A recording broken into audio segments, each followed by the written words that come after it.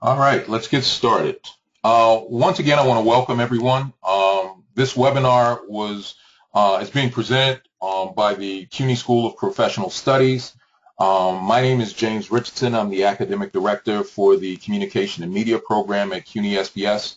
And the topic we're going to be talking about today is creating engaging content for the web and social media. I think it's a topic that a lot of people are interested in. Largely because, many of us are on social media or on the web, and for various reasons, for whatever web ventures, whether it be for your job or for yourself, creating engaging content, and we'll talk more about what that exactly is a large part of what drives traffic to any of the sites or any of the promotions that you may be running.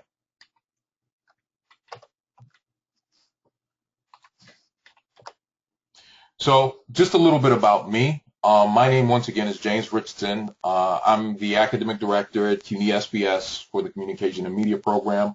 I've been in this position about 2 years now. Prior to that, I have about 25 plus years in areas of technology, digital media, higher education. I originally went to school at the Tisch School of the Arts, primarily to major in film. And I wound up kind of being attracted to more of the internet technologies, which had started to combine a lot of the things that I was pretty much interested in. Not only film and media, but also web development, project management, digital publishing, and a host of other things.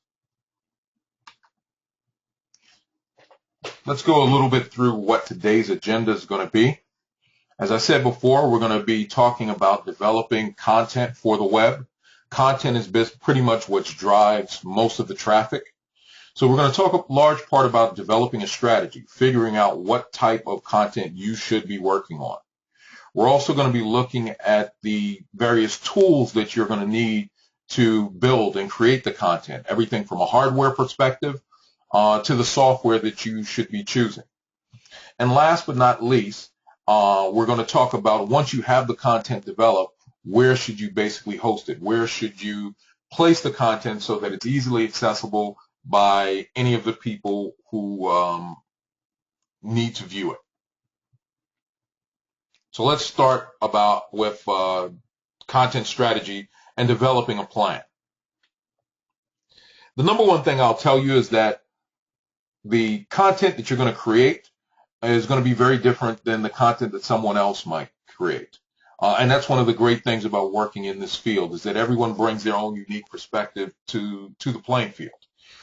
So the first thing that you actually need to do is to identify what your strengths are.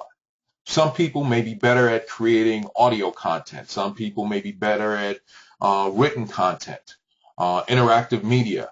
Others may be very strong at developing video content. So you have to really find out what your strengths are and the ways in which you can best communicate whatever message is that you want to put forth. Once you have an idea of where your strengths are, you got to define what your goals are. What is the purpose of developing the content? What are you trying to achieve? Are you trying to inspire individuals? Are you trying to sell a product or service? Are you trying to inform people? Whatever your goals are, those need to be clearly laid out before you start to actually build the content itself. You also need to understand who your audience is. Are you targeting an older audience, a younger audience, a specific ethnic group? Are you targeting a different gender or specific message? So understanding your target audience and understanding your demographic will go a long way in terms of how you approach the creation of the content in itself. I always use the argument that my wife, for example, likes a lot of chick flick movies, whereas I, being a typical male, prefer a lot of the action, adventure, and superhero type stuff. So the type of broadcast, the type of information that would appeal to me might not appeal to her. So understanding who your audience is will help you craft the specific message that you need to grab your demographic. You need to create the type of content that they want, as I said before. And then you need to figure out how to best display this content in a platform and a manner that's going to keep the people wanting to come back to your next venture. And the last piece of this is something that I cannot stress enough that you need to really kind of think through is, what is your budget? And this is the thing that a lot of us kind of sometimes forget, believe it or not. You have to figure out how much is a lot of this content development going to cost, and then take stock of the available resources that you have so that you can figure out what you need to purchase, what you currently already have, and build that into your overall content strategy.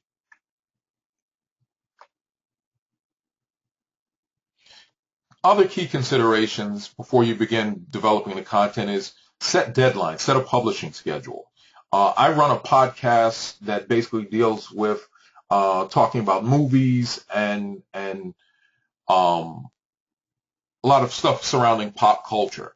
So we do this on a weekly basis because the publishing schedule that we wanted to make sure that we set is that our audience knows when the next piece of content is going to be developed.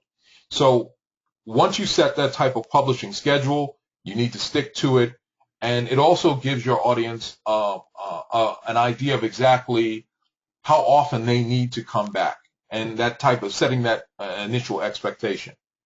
I said before, you need to take a look at your budget, which basically means figuring out what equipment you need to purchase or buy, what equipment you already have, what software, and also what type of hosting you need to basically purchase if need be. You need to also think through your overall plan. Before you develop the content, you need to have the idea in mind. There's some people, believe it or not, who start shooting videos and kind of let it kind of develop with not a whole lot of plan. So, that can work out, but often more than not, I've seen that planning out what you're going to do is the best way in terms of developing engaging content that keeps people coming back. You need to figure out whether or not the content is going to be scripted, storyboarded, is it going to be spontaneous? And all of those are things that you need to kind of take into consideration. The podcast that we shoot is a little bit more a combination of all of these. We have a kind of overall scripted or a list of topics that we want to talk about. However, the actual conversations that we have during the podcast are a lot more spontaneous. And sometimes we'll veer off topic, but that's also an idea of what type of content that we want to basically develop. You need to also plan for your talent.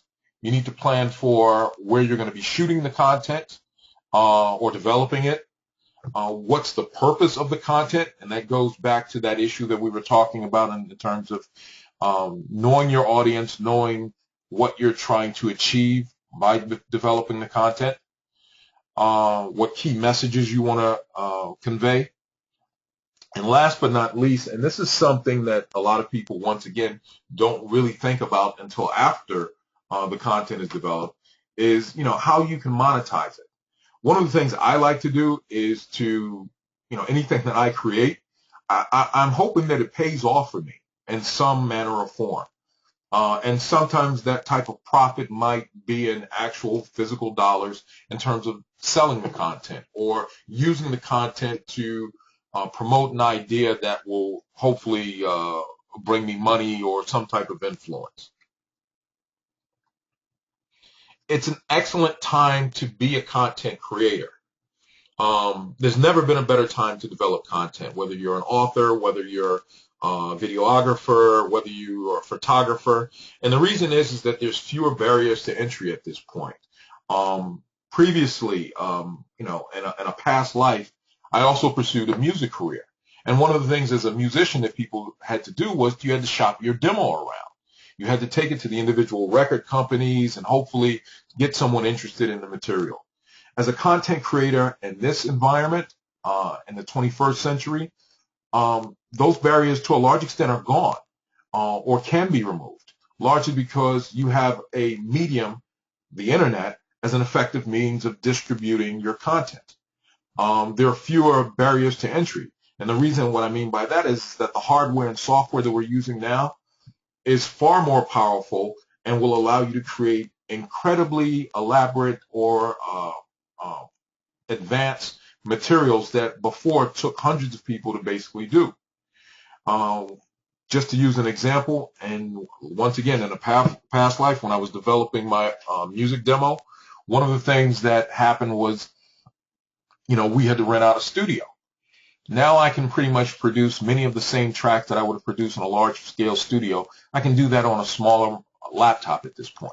So it's never been a better time to create this type of content, and also to have channels open to you, such as YouTube, Google AdSense, and other platforms, and ways in which you can monetize or profit from the overall content itself. So let's talk about the next piece.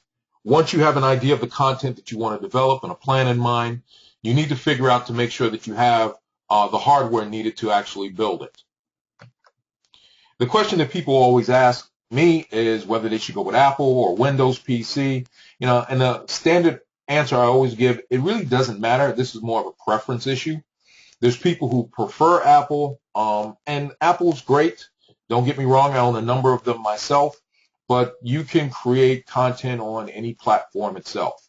The thing that I will tell you that you need to do is to make sure that whatever system that you use, whether it's Apple or PC, or for the real nerds out there, if it's Linux, the things that you need is to make sure that you have tons of RAM and a hard and fast hard drive, a lot of hard disk space, and hopefully faster working drives. And what I mean by drive speed is the RPMs. If you're going with a traditional drive, I would say basically you want something with 7,200 RPMs and above. Or if you can afford to bite the bullet, some of the new solid-state drives, which don't have any moving parts, are an excellent way to basically create content. It will add a price to your overall computer, but it's a big payoff. The other thing I will tell you that you should probably do also is to make sure that you get the fastest processor that you can afford, and also make sure that whatever platform you use, whether it's PC or Mac, make sure that there's a dedicated graphics card in the machine. Don't go with the onboard graphics card that comes sometimes with the motherboard. Usually you'll find the performance on those somewhat lacking. So those are things to keep in mind in terms of the actual computers. In terms of if you're shooting video content or any type of multimedia content, you have tons of individual choices to choose from. I have some pictures here on the screen of some of the actual cameras that I actually own. And I use these specifically because I can speak to them, because I do own these. And these are all different types of price ranges. What you will find that most of these now deal primarily with hard disk media, where you'll basically capture the information to a chip or a card, as opposed to the old videotapes that we used to use. And these are all different price ranges. And many of the performances on these, if you use these correctly, you can get really great footage, which is captured even on some of the cheaper point-and-shoot like Canon DSLRs, or the higher-end ones, the point-and-shoot, such as the Canon T3, T4, the upscaler DSLRs, or even the smaller point-and-shoots. Many people have heard of these other action cameras toward the bottom that you see. A big one is the GoPro, which takes absolutely stunning footage. But most of these are not really advanced in terms of allowing you to tweak the actual camera settings from a perspective of the lens. But they do capture extremely good point-and-shoot video. Which camera you basically choose is kind of up to you. The thing I will tell you to keep in mind that the content, you can have the greatest camera in the world, but if your content or if the subject matter that you're basically trying to shoot isn't well thought out, it really won't matter. The other thing that you need to seriously consider, even more so than the actual camera, is the sound. People will watch bad video. We've watched bad video for years. But the one thing that drives people away from your site, away from the content that you develop, is horrible audio. So you want to make sure that you, if at all possible, that you select the best possible microphone that you can. Some cameras or some equipment has built-in mics. I'm not a big fan of a lot of the built-in mics. usually because they don't capture really good sound. It's more often than not, they're just they capture it in a very general type sense, not really high quality stuff. So the two that I would tell you to spend more time focusing in on are either the attachable mics. Those are the ones that clip on to your subject, or the external mics. And there's a picture of an external mic right here, and I'll show a couple of these others in a second. The external mics actually do a much better job, and the newer ones can be attached quite easily to any type of computer or actually to your actual camera if need be. These are some examples of some USB-based microphones. The Audio-Techa, which is on the far left, is a great one that we use for some of the podcasts that we use. I've also used the other one, the Samson Studio mic, as well as the low-end Logitech USB microphone. I've actually recorded a number of lectures for online classes utilizing that cheap USB microphone on the right, the Logitech. And that'll run you, I've seen those sell anywhere from 15 to as much as 30 bucks. The Samson microphone will run you probably in the range of anywhere between 50 to as high as 70. The Audio-Techa will run you probably somewhere around the $80, $90 range as well. Excellent microphone. The other one that you see here is a Rode video mic, and this one attaches directly to any type of video camera with a standard mini plug connection. Excellent microphone. It increases the capabilities of a lot of the onboard mics that you may have with your camera or DSLRs. And it's what is called a directional or shotgun microphone. So it usually picks up the sound directly in front of you. These are all excellent mics, and none of them will break your budget. The Rode mic will probably run you on the high end, somewhere around 150 to, if you don't shop around, I've seen them as high as like 180 or closer to 200 bucks, but that's probably the high end of the scale. In terms of being able to capture content, smartphones will also do an excellent job. Most of us have, a smartphone in our pocket right now. They'll capture video, audio, photos. And I've used a number of my smartphones to actually capture and use content for the web as well. So that's something to also keep in mind. The number one thing that I can tell you that will improve the quality of the content that you have is lighting. You can have an excellent camera, but if the lighting is really crappy, it will really pull down the production value of any of the content that you create. So I'm going to show a couple of these here. These are small light box lighting equipment. None of the equipment that you see here will run you any higher than about 250 bucks, and that's on the high end. We'll also talk about a little bit of the on-camera lights that you can actually use. And some of the other accessories that will also improve the production value of your content will also be basically integrating a tripod into your overall media production.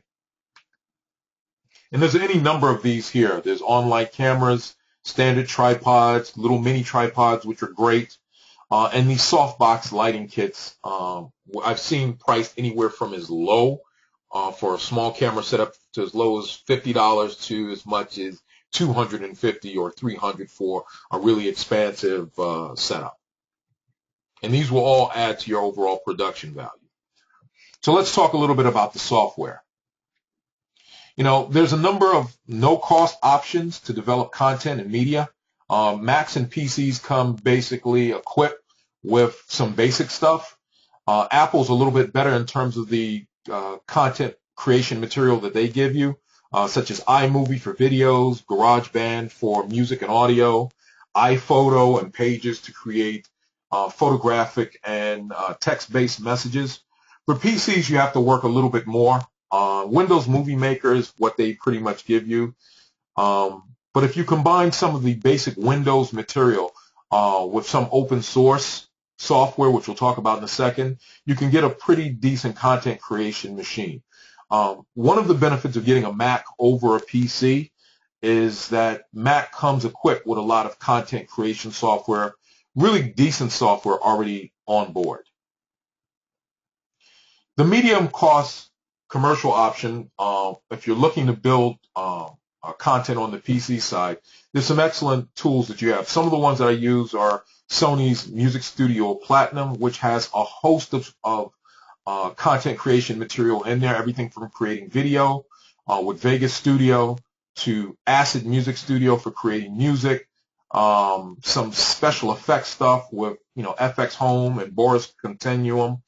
And if you combine that also with Photoshop Elements, which is the scaled down version of Photoshop, this whole package that you see here, both of these, the Movie Studio and Photoshop Elements, if you purchased it without an academic discount, you could probably pick this up for a little bit under, somewhere around $150 altogether, which is a far cry from some of the higher end commercial packages that we'll talk about in a second.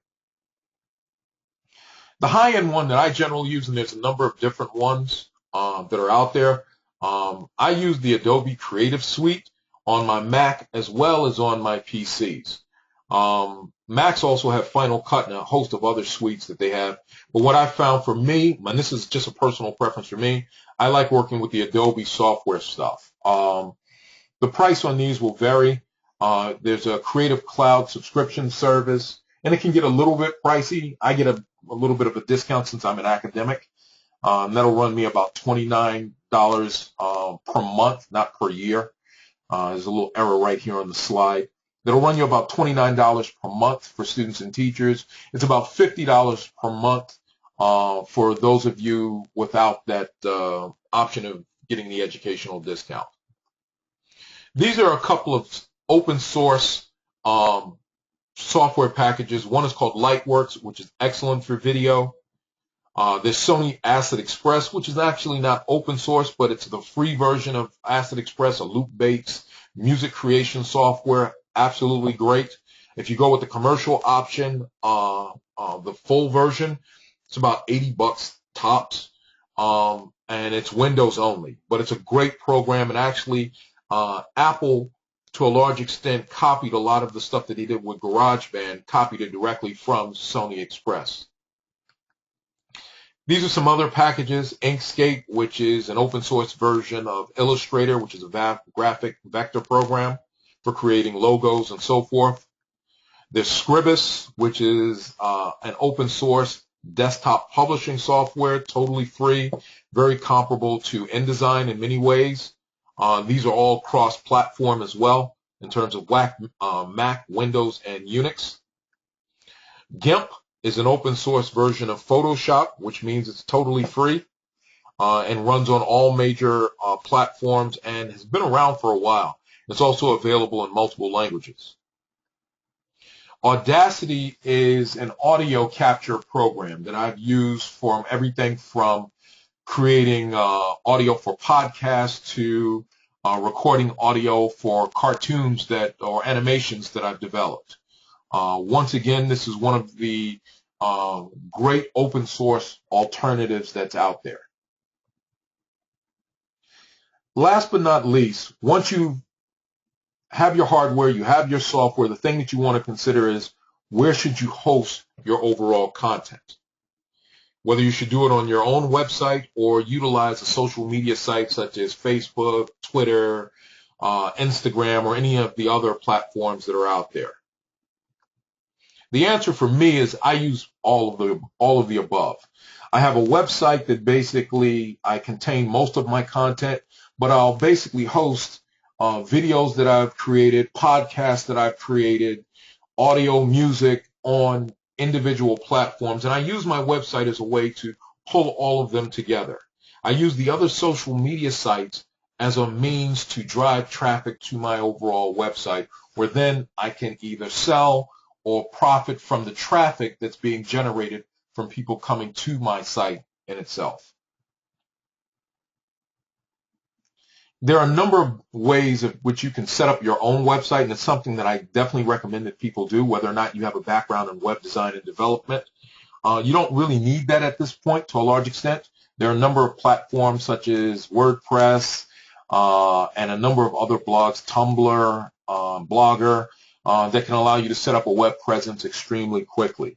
I run my web hosting, my website under my own hosting account, so that I have total control over it. But creating a website is an excellent way to focus all of your social media needs to one individual place. These are some examples of some of the websites that I have. On the left, you have my personal website, jamesrichardson.net. If you get an opportunity, go take a look at it. I think you'll get a better idea of what I mean by pulling all of my social media together in one place. The other that you see here is where I host my podcast, New York City Radio. And this is, once again, an excellent way of using both video and audio as a content creation to drive traffic and to build an audience for your particular project, organization, or for your own personal interest. That's pretty much what I wanted to talk about today. I wanted to tell you thanks for listening. We're going to have some questions in a second. This webinar was made possible by the School of Professional Studies. I'm going to leave this up for people to basically contact me if you have questions concerning any of the stuff that we've covered in the webinar after it's over. Please feel free to reach out to me.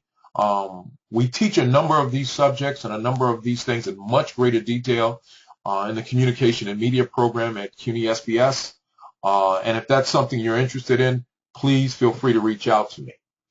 With that said, let's take a look at a couple of the questions that we have here. What is a good source for to edit simple video? Simple video can be done with basic computers. I had my son actually developed a skateboarding video that he shot. He's an avid skateboarder, and he and his buddies, as they're skateboarding around, take out their little iPhones and record one another doing different tricks. They pulled the content together and actually edited it on Windows Movie Maker, which is not the greatest program by any stretch of the imagination, but the final product that he was able to turn out with that very, very basic program is actually pretty good and can be seen directly on my website. I think it should be on the first page because he posted it probably about probably less than a week or two ago. So that's one of the easiest ways to create. The other options that I've shown here, Sony Music Studio, Lightworks is an awesome program, free video program that you can use also to edit video. Let's take a look at the next question. If you've created a website that has very limited traffic, is it best to rename and recreate it, or is there a way to revamp the current site to get more interest? It's a good question. I'm of the mindset that your domain name is something that you really need to think about. And the domain name, for those of you who might not know, is the name of the actual site that you type in. Once you've selected that, it becomes hard to kind of just change that out without, to a large extent, possibly losing your audience. You can do some things which are called domain redirects. My site, for example, jamesrichardson.net, has a number of different domains pointing to my main site. So if you go to jamesrichardson.nyc, if you go to jamesrichardson.org, all of those basically reroute the traffic to jamesrichardson.net. So that's one thing that you can actually look at if you decide to change the focus of your site but still want to keep your remaining audience as you go. What are your thoughts on Adobe Premiere Elements concerning video editing? I used to be a big Adobe Premiere Elements fan. The latest versions have gotten a little bit quirkier, and I'm not sure if Adobe did that on purpose to kind of phase out that program, because it was kind of a low-end version of Premiere, and I would say honestly, it did probably about a good 60% of what the higher-end version did, maybe a little bit more. So if you needed a basic video editing program, Premiere Elements was one of the ones I used to tell people to go to. Not a big fan of the latest release. The last release that I used with any frequency to create videos specifically on like my slower laptop when I was traveling and I didn't want to, the laptop wasn't powerful enough to edit like real high quality video. The last version of Premiere Elements that I use with consistency has been version 9. I think that now they're up to probably version 13 if I'm not mistaken. And I've just heard really bad things about it, and that's part of the reason that I migrated for my lower end stuff. I've migrated over to Sony Vegas.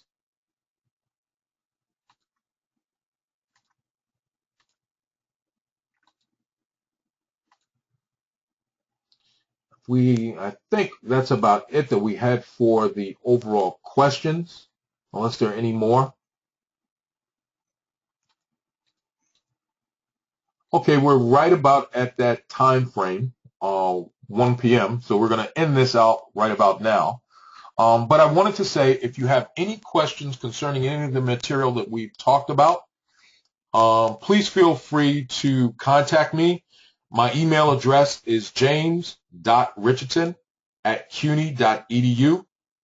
If you're interested in information on SBS, on any of the programs that we have, or specifically just to promote my own program, the Communication and Media program, please feel free to email for information, to write us at information@sbs.cuny.edu, or you can call us at 212-652-CUNY, or visit our website at http://sbs.cuny.edu.